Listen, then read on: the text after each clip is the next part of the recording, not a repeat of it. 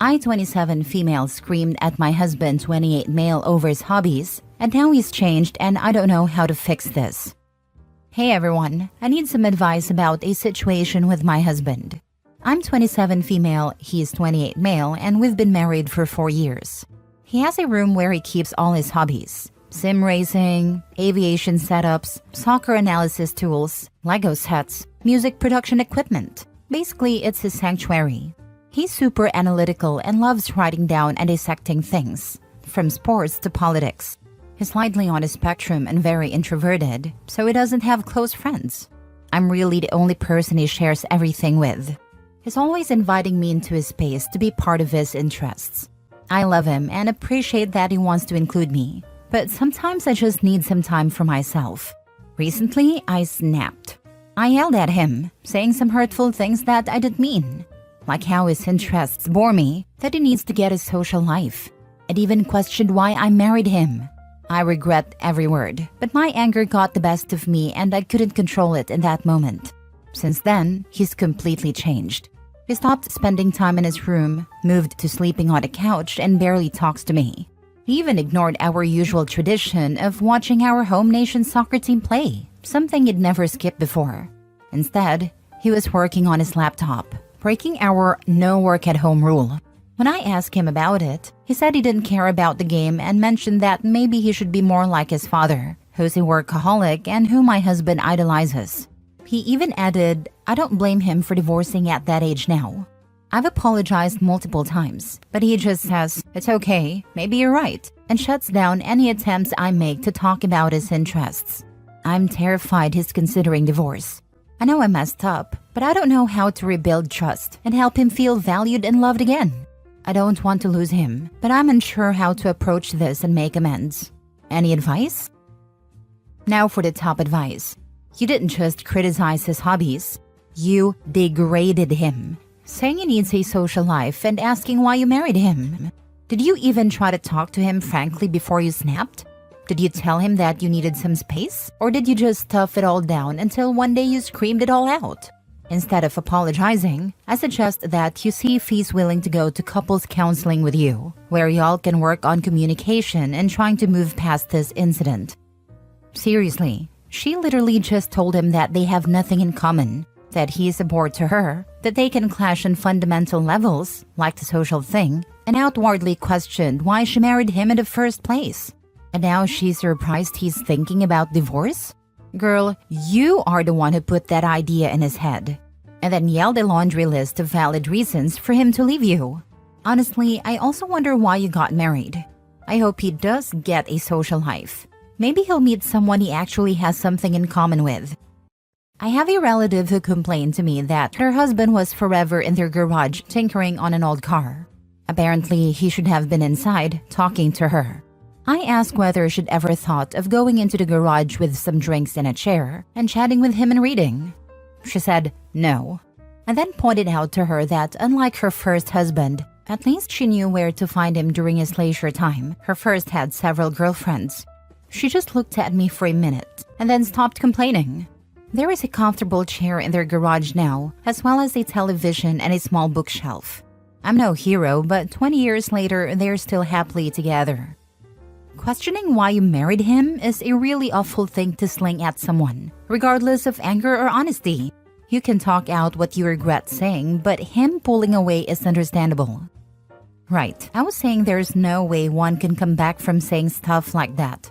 That is hurtful, and quite frankly puts off a lot of people. I wouldn't even be surprised if he chooses to move out at some point. He's already isolating himself from her, which is step 1. She broke him. It's hard for any man to come back from that. Being truly broken is the worst feeling in the world, and you just feel like you're going through the motions of every day. Every hope, dream, goal, and happiness is gone. It's what I imagine he feels like. Next story. Planning on proposing this weekend, but my 25 male girlfriend, 23 female, gave me an ultimatum to propose. Help? My girlfriend basically told me last night that if she didn't receive a ring by the end of the year, she would break up with me. The problem is, I already have a ring and was planning on proposing on her birthday this weekend. I met my girlfriend in college and we've been together for almost 3 years. This girl is my best friend, and I can't imagine my life without her. I've never felt this way about anyone before. We've talked about getting married and starting a family. The thing is, I've been working on my business and trying to become financially stable to support our future family. My girlfriend knows all of this, which is the crazy part. My girlfriend doesn't have a job currently, and I've been supporting both of us. This isn't a big deal for me since I'm in a position where we can afford to live like this. These past quarters, I've finally started seeing returns from my business. All the hard work I've put in over the past 4 years is starting to pay off. We're on track to have a massive year. My girlfriend has been looking at houses over the past few months, not to buy, but just to see what's out there when we're ready. Everything was set in motion. My girlfriend's birthday is this Sunday, and we're having a party at our place as far as she knows. I had the entire proposal planned out with her best friend. Her best friend was going to bring her to the aquarium where we had our first date. I already talked with the aquarium staff about the proposal. They were going to play our song on the speakers, and I planned to do it in front of the penguin exhibit, her favorite animal. I even hired a professional photographer. I've also already asked her parents for permission to propose. Now I'm in a bad spot. I feel like I'll lose either way. Last night, during dinner, my girlfriend suddenly broke down and started crying. I've never seen her like that before. She told me she doesn't understand why I won't marry her. She said she's been there for me since day one and told me that if I didn't propose by the end of the year, she would leave. At first, I thought maybe she had found out and was messing with me, but I know her really well. Her tears and emotions were genuine. I know her friends are getting engaged and married, and maybe she feels left out or jealous. But I don't want to propose because of an ultimatum. Now I'm not even sure if I want to go through with the proposal on Sunday. All my friends are saying you can't reward this type of behavior, but I'm not sure. I don't know if she just had a breakdown or what. This is the first time I've ever seen her this upset. Are you not sure about doing it this weekend because it will seem forced, or because you no longer are sure you want to marry her? Your answer changes my advice. Yeah, anyone who at 23 is unemployed and living on her boyfriend's dime and then throws an ultimatum about marriage is nuts, honestly. He is barely old enough to propose, and she's not old enough or mature enough to be engaged. 3 years would be a decent time to wait if they were 10 years older, but they are so young. She's lucky he didn't take out the ring and hand it to her and says he's going for a walk. She obviously hasn't discussed this ultimatum idea with her best friend either. Please don't propose this weekend. Give yourself at least a week to think about whether this is what you want for your life. Hold on to the ring. And honestly, if you do decide to propose later, you don't have to do all that fuss. Just give it to her one night after dinner. And if she is upset there's no fuss, tell her you put a lot of effort into it the first time and her ultimatum made you rethink what you wanted. If she's upset there's no fuss after that, it's one more sign maybe she isn't the one. He needs to insist that she works. There is no good reason that she doesn't, and is it good for either of them to have him financially supporting her? She needs to be gaining work experience, and she needs money to be going toward retirement. Otherwise, in 10 years, he will see half of everything he was going to her, and he will be starting over. That's a bit complicated. Because on one hand, I can understand how you'd want to put things on pause until you can sit down and have a talk about both of your feelings about marriage and engagement timelines. Ideally, it would have been better to do this before she broke down on you, but the second best time is now. On the other hand, there isn't necessarily anything about this sudden ultimatum that necessarily changes your plans. You were planning on proposing to her anyway, well within her timeline expectations. And you could always talk to her later about how you had this proposal planned well before she gave you the ultimatum. In my opinion, have a talk with her as soon as possible about each of your feelings on marriage and wedding timelines, and confirm with her that you're on the same page. Then carry on with the Sunday proposal. Oh, and let us know how it goes. It's also not as if he could throw that entire proposal together in 48 hours with a photographer and everything. And if she thinks so, he's got the receipts. Honestly, bad breakdown worthy conversation, but not a complete deal breaker if the rest of the relationship is okay. I don't really understand why he wouldn't just tell her it was gonna happen and she shouldn't worry about it while she was crying. Why let her girlfriend got wrong out for the sake of his surprise? Now for the update. I want to thank everyone for their responses and advice.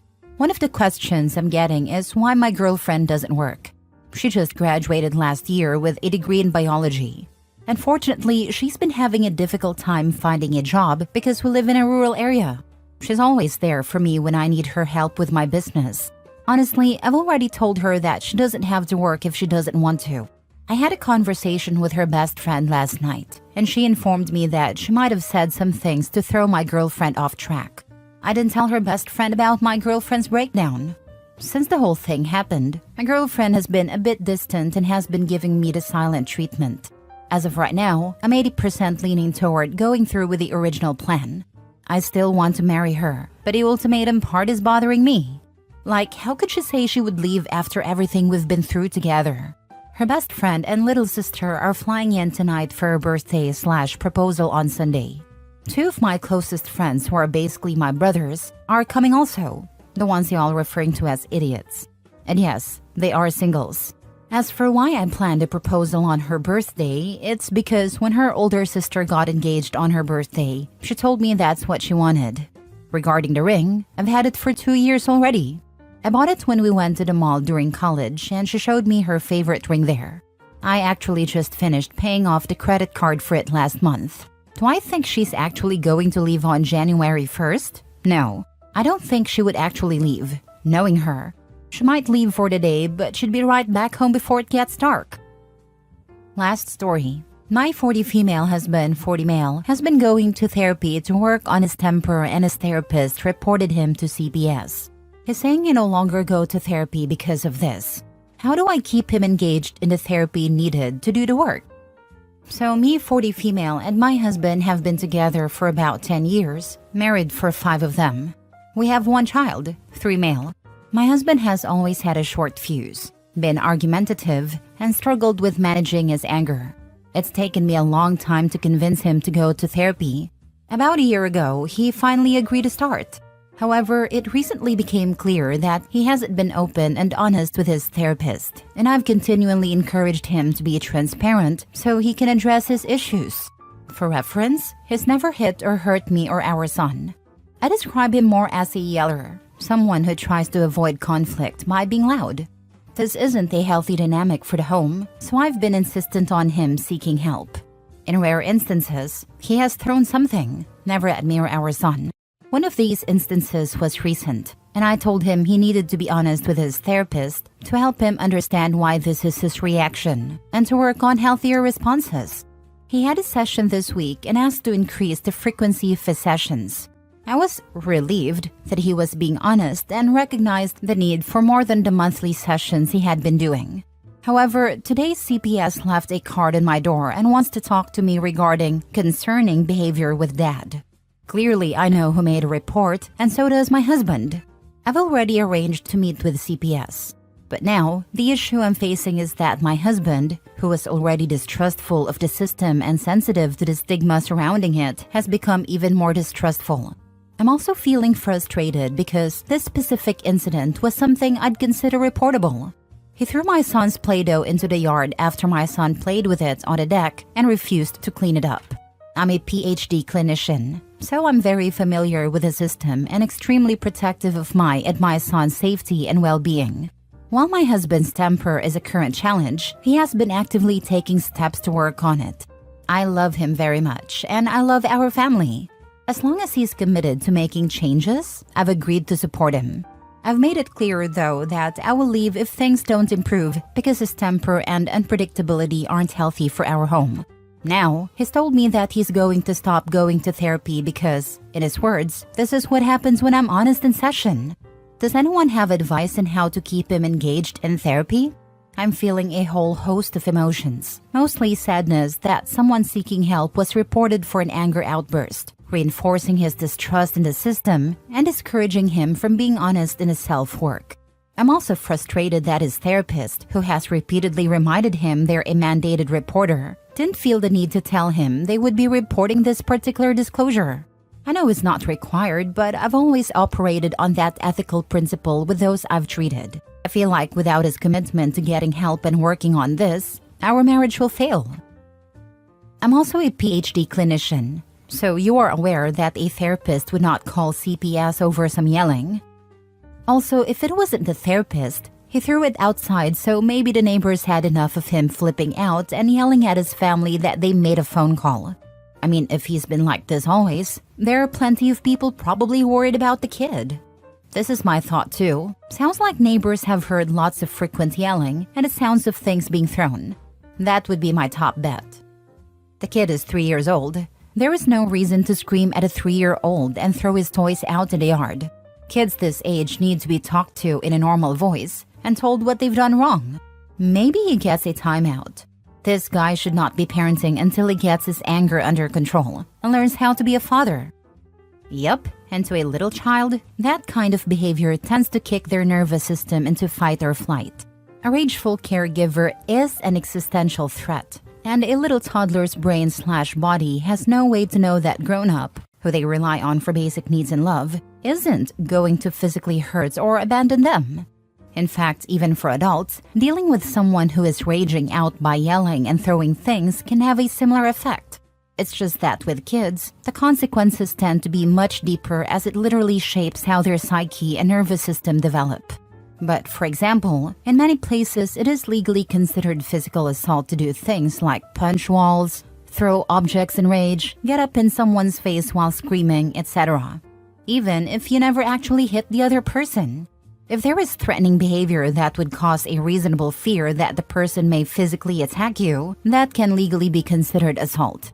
A person's body might react to those things as imminent threats, so even if the person never hits you and only the wall, it still causes harm. Healthcare professionals are required to make referrals if there is an indication of abuse. So it might not have been the therapist who dropped the dime, if what you are saying is true about his behavior. Yes, you are correct. However, the state I'm in requires a 24-hour response to any report. The response was less than 24 hours after his appointment, and he did talk about yelling and throwing the Play-Doh. So while I am using deductive reasoning, you're correct, it could have come from anywhere. But only 3 people know of this specific incident, and my husband and I are 2 of them. And regardless if it was the therapist or not, I'm just really struggling with him dismissing therapy in response to this, rather than him seeing that this is also a product of his temper. I guess he's feeling like how can he trust someone to help him if they'll just keep turning him over to CPS. I've never really sat on both sides of this, I guess, so I'm just stuck.